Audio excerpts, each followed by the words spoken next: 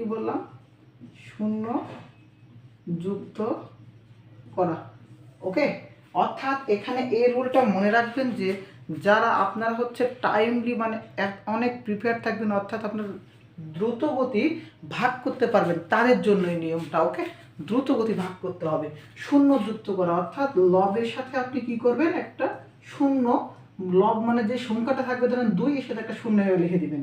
ওকে, এইভাবে আপনি যুক্ত করে এর অঙ্কটা ক্যালকুলেশন করবেন। দেখেন এবার আপনাকে বললাম যে এই যে ভগ্নাংশগুলো রয়েছে, আপনি প্রত্যেকটা ভগ্নাংশের সাথে শূন্য যুক্ত করে দেন, প্রত্যেকটা ভগ্নাংশের সাথে আপনি শূন্য যোগ করে দেন, লবের সাথে আপনি শূন্য যুক্ত করে দেন, লবের সাথে শূন্য যুক্ত করে দেন, লবের সাথে শূন্য যুক্ত করে দেন। ওকে, লবের সাথে আমাদের শূন্য কমপ্লিট। এখন আমি বললাম যে যুক্ত করার পর আপনার ভাগে অনেকটা ফাস্ট হইতে হবে। দেখেন এখানে ভাগ করেন তো, এখানে ভাগ করেন 5 6 30, আপনার 5 6 30 আর কত লাগতেছে, আর লাগতেছে কত, ও 5 6 30 তো মিলে গেছে, এটা তো লাগছে না। তারপরে এইটা করেন 15 2 30, তারপরটা করেন 4 7 28, 28 সাথে আরো 2 কথা যুক্ত হইতে হবে, তাই না? তারপরে যুক্ত করেন 4 7 4 7 28, 4 7 28 যোগ 2, এরপর আরো যুক্ত করেন 3 8 24 যোগ 6। এখন দেখেন এই সংখ্যাগুলোর মধ্যে, এই সংখ্যাগুলোর মধ্যে সবচাইতে বড় সংখ্যা কোনটা, সবচাইতে বড় সংখ্যা কোনটা, এই যে 15, সবচাইতে বড় সংখ্যা 15, তাহলে বৃহত্তম সংখ্যা কোনটা হবে, 3/2। দেখেন আমাদের পূর্বের অঙ্কের সাথে উত্তর মিলেছে। এইভাবে শূন্য যুক্ত করে একটা নিয়ম রয়েছে, এটা আপনাকে অনেক ফাস্ট হইতে হবে এবং শূন্য যুক্ত করে ভাগ করতে হবে, দ্রুত ভাগ করতে হবে, দ্রুত। তাহলে দেখেন তো হয়েছে। এরপরে সবচাইতে ছোট সংখ্যা দেখেন তো, এখানে 6, এটা তো হবে না কারণ এটা বৃহত্তম, এটা 6 আছে, এটা 4 মানে এটাও হবে না, এখানে 4 আছে, এখানে 7 মানে 7 হবে না, এখন 4 আছে, এখানে 3 আছে। দেখেন তো এখানে 4 আর এখানে 3, তাহলে কোনটা বৃহত্তম হবে, ক্ষুদ্রতম হবে, এই যে আমাদের 3, অর্থাৎ এইটা আমাদের হবে সবচেয়ে ছোট, এইটা আমাদের হবে সবচেয়ে ছোট। ক্লিয়ার? এইভাবে আমি আপনাকে আরো কয়েকটা প্রশ্ন দিচ্ছি, দেখেন এখান থেকে।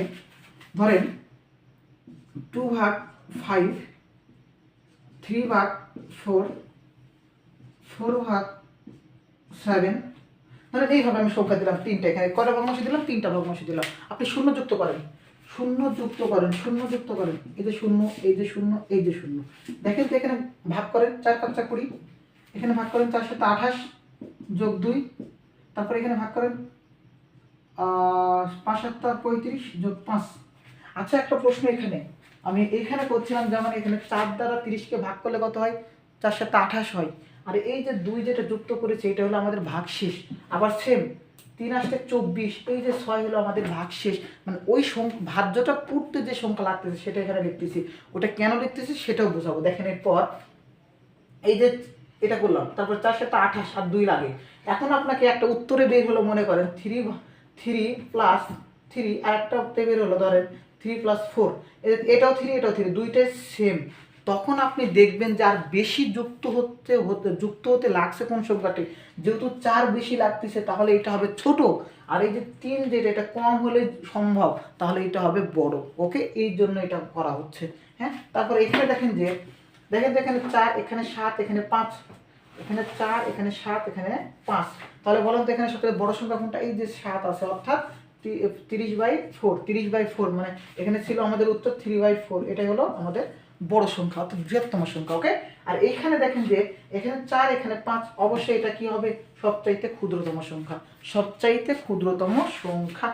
ওকে, তাহলে আমি একটাকে ক্রস গুণন অনুযায়ী এটা দেখাই তো আসলে সঠিক কিনা।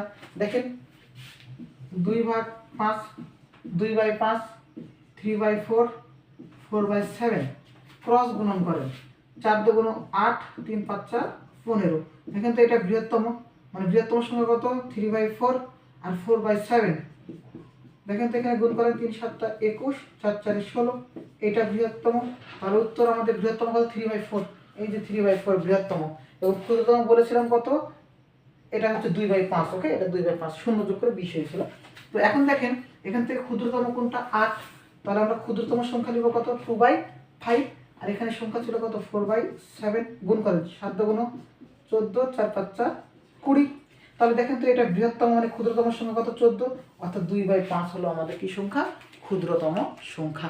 এই হলো আমাদের ভগ্নাংশের স্পেশাল। যে যে কোনো পরীক্ষা, আপনি চাকরি পরীক্ষার জন্য এই প্রশ্নগুলো কমন পাবেন, যে কোনো পরীক্ষার জন্য। ওকে, ভগ্নাংশের এতটুকু আমাদের কমপ্লিট। এরপর আমি বলেছিলাম যে সবার শেষে দশমিক ভগ্নাংশ বা ভগ্নাংশের যে শেষ অংশটুকু সেইটুকু নিয়ে নিব।